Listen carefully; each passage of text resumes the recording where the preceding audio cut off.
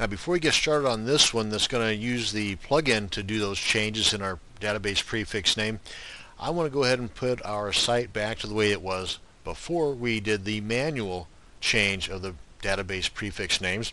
And I'm going to be using that WP Twin, and this should take just a second or two or less. And that should have made the changes back to the way they were.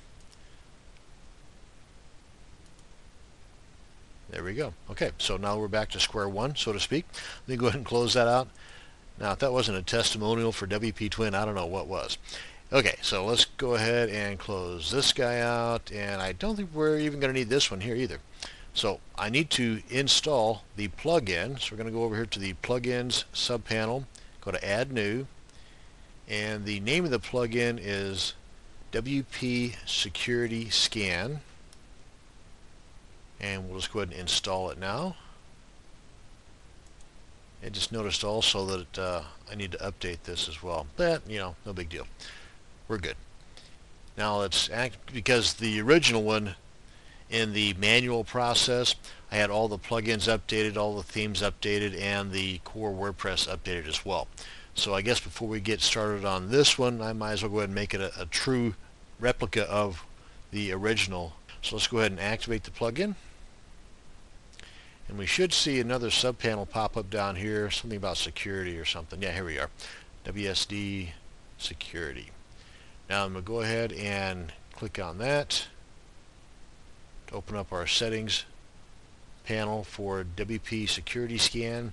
And you can see there's a whole lot to this, but the only one we're really interested in is right here, the database. Go ahead and click on that. Of course, it's prompting you to do the backups, which goes without saying, but I'm going to say it anyway. Do a full backup before you implement this plugin, or any time you're going to be doing any code editing. Be sure to do a full backup, not just of your database, but of your database and your files. So if the worst case scenario happens, you can fall back to your database backup and your file backup, and you're back to where you were just before you had the problem. So assuming that we've already done this, we want to come on down here, and if you happen to get a no here, then it will guide you through what you need to do to make this come out as a yes. So far mine is good to go. I just need to make the change in here, and I'm just going to select that and click on Start Renaming. Well, that was fast. And I believe all tables have been successfully updated. Config file also has been updated, and I think we're done. Now then, let's see if things were broken. And we're going to come on over to my site, take a visit. So far everything is looking good. Just got one of the other posts in here.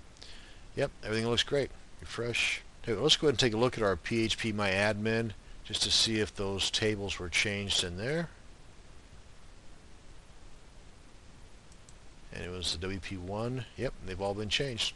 Very cool.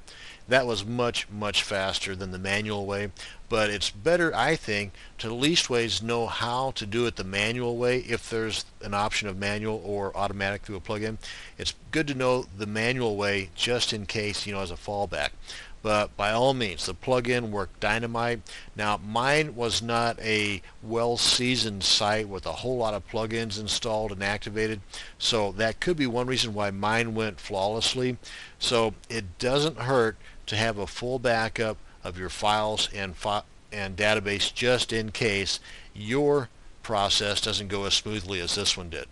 But that's going to bring us to the end of this video on using a plugin to change the database prefix name. Thanks for watching, and you have a great day.